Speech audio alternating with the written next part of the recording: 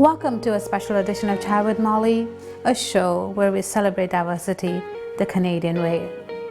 We were all shocked by a tragedy that took place on the evening of June 17th. A mass shooting took place at a Methodist church in Charleston, South Carolina, the United States. 9 wonderful people were shot and killed, including the senior pastor, Clementa Pinckney. This dreadful act was carried out by a 21-year-old man, Dylan Roof. He was motivated by hate towards the people of the African American community. He arrived at the church, sat for an hour among the people who welcomed him among them, participated in the Bible study, and then shot them all point blank. His intention was to begin a racial war all across the United States of America. Instead, this awful tragedy has had an opposite effect. People have come together, united in their resolve to fight a common enemy, racial discrimination. Please join me in welcoming Dr. Reverend Bankole to our studio. Thank you for coming. You're welcome, Molly. All right, thank you so much for being here. We want to talk to you about this horrific incident that took place in Charleston. It shook not only that quiet community, but the world. We were all horrified as we got the news of this hateful young man who walked into this church and shot these wonderful people who were not hurting anyone, who were not doing anything wrong. They were doing a Bible study, right? Good people. So how do we understand something like this? Thank you, Molly. This is a very difficult subject to even talk about when it involves human life. I mean, human life is the most precious gift in the entire universe. Exactly. And to find out that another person will actually snuff out, not one person, but 9 lives, it's very, very sad. Right. Point blank. Point blank. Yeah. Just for being in a house of worship. You will think that being in a house of worship is a sacred place where you have security, comfort, and a sense of community. And a sense of safety. Safety. That's not a place where you would ever go Not at to all. and expect to be shot. At all. Not at all. Unfortunately, this young man came in, perhaps disturbed, and he actually sat with the group and they welcomed him. That is the saddest thing. Very sad. Yeah, they welcomed him, and I think what he has said since he's been arrested, that he almost changed his mind because they were so good and kind to him. Look at that. Yet, when we feel the acceptance, which may have been in the reverse order, motivated this crime, when we look at it from the perspective of being a hate crime, people who accepted you, you had come in to really not accept them. Now, what motivates this is a question. Yes. And I think it's simple. We as a people, we have 3 aspects of this hate crime that we need to look at. Why people will perpetrate hate crime on another person.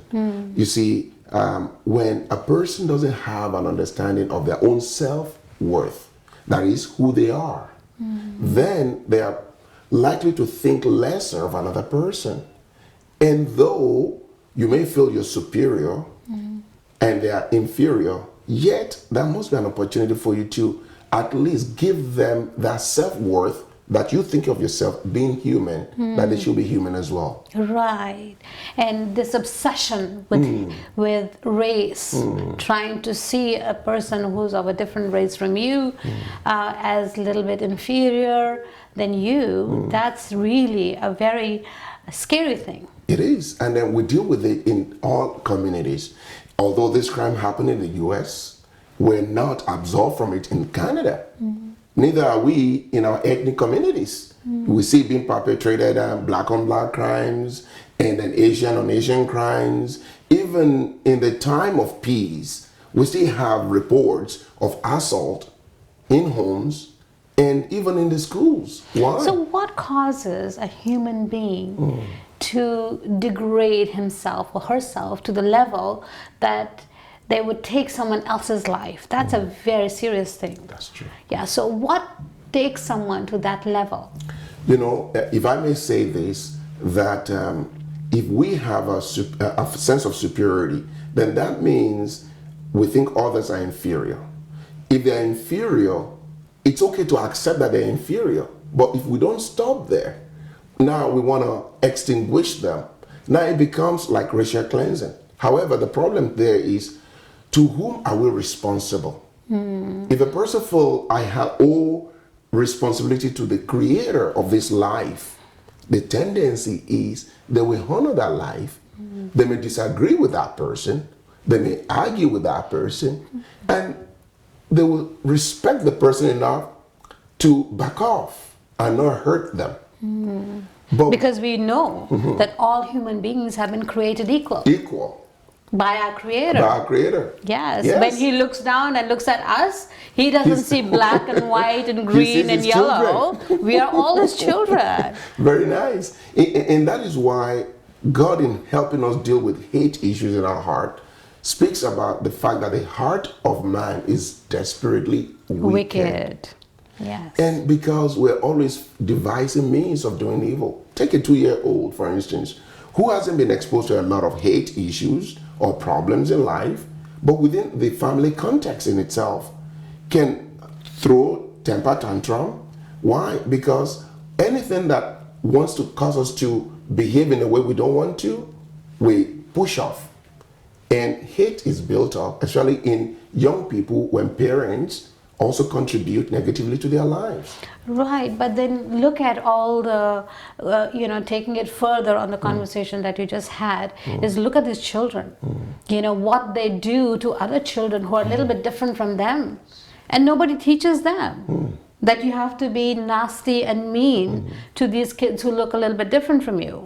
I'll call that the natural default of a human heart. That's why bullying, look, it's a Online big bullying. problem. There you go. Even in person, not just online. Yes. Online, it has gone there because now you can reach more people and bully more people, So right? sad. But the point is that what you were saying, that our hearts are desperately wicked. Okay, so if we have wicked hearts, what do we need to do? Well, good thing is that God is always looking for solutions to human problems.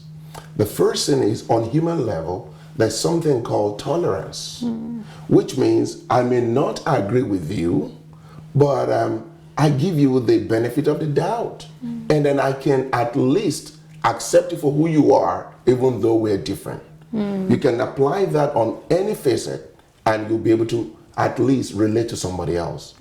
Just as we have in this program right now, I may disagree on your color combination. Maybe that's why I'm not wearing white and black today. Yes, and there is a way to handle our differences, right? And differences are good, Yes. right? Because diversity That's it. is healthy. It is. Yeah, it makes everything, more appealing, more beautiful. And so what if everybody was just one color? It would not be. Monotone. Yes, it would not be as pretty. Very true. Right. And diversity is, as you mentioned that word, I like to just speak a little bit about it, is a spice of life. We call it variety. But when you have different people, like opinions, just like we have furnitures in our home, and we have different couches for different uses, God has created us for different purpose. We may not see it, but in our human relations, we begin to understand that though this person is of a different ethnic background, yet they're valuable to us. But here's the thing. This is the way I look at it. Organ donations have become life-saving, Yes. propositions for a lot of people. So if you're of a certain ethnicity, Yes. and you're dying, right? And you're waiting for this organ. are you going to ask what ethnicity was this person? Those organs work, right? Molly, we're all the same. Exactly. Beneath the skin, you couldn't tell what ethnicity was carrying that organ. It functioned equally, and it is the creation of God. Yes. So we are people, if we understand that we're God's creation. We love each other, we respect each other. Our color is not what defines us really, it's our person. Yes. And then on the third note for that, apart from tolerance, there's something called compassion. And compassion will lead us to love. Because if you have compassion for understanding why a person think or look in a certain way, and though we think we're superior, I think we can have compassion for their inferiority. And from that, we can kind of say, you know what, maybe I'm better, quote unquote, but at least he's human. And then the desire to want to relate to them on that level will bring love out. Right. Isn't that what the victims' families did? That's it. Right? They let this young man know, Mr. Roof, Yes. what they feel and what this act has done to them. It has devastated them. That's true. But they didn't condemn him. They forgave. They did. They forgave him. They did. Right? And that is what I'm hearing you say, is that our response to something horrible like this is love It's and love. compassion. That's it. And understanding. And They understanding. never try to degrade him, and by saying that you are less than a human being, you're an animal for having done something like this, right? That's true. But they try to show compassion. Compassion for him. Understanding that he has done something that really hurts them, yet they can find in their heart. And this is because of their love for God. If you love God, then you can love someone else. Exactly. Exactly. I think that is the crux of this problem, why it has become so easy for people to kill other human beings without any sense of remorse or any thought. That's true. Is because they don't see them as a creation of God. Yes. And they don't believe that there is an accounting for it. That's true. They just want to carry out an act, and Yes. and sometimes I've even heard people killing other human beings just to see what it feels like to kill someone, It's true.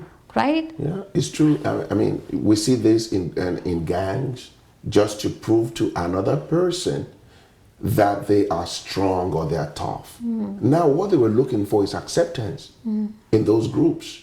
And in order to prove that I want to belong, they actually don't care where the other person belongs.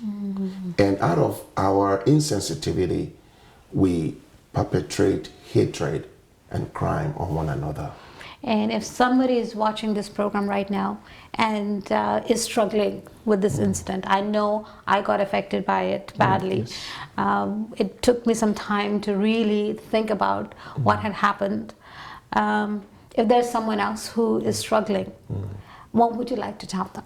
Well, if there's someone who is dealing with the issue of hatred right now and you do not know how to handle it, I would suggest that you consult with, maybe if you have a spiritual leader somewhere, speak to them about it. Talk to maybe a principal in the school, or talk to someone, maybe in a government official who can help you, even the police. You know, you haven't committed a crime just for thinking about it. And that's a fact. Yes. So when we have issues we're dealing with, sometimes we're overwhelmed with emotion and challenges of life. In acting out maybe one thing that we may think how to get a relief from it. But I want to advise you, it's not the right thing to do. If you respect yourself, we should respect someone else too.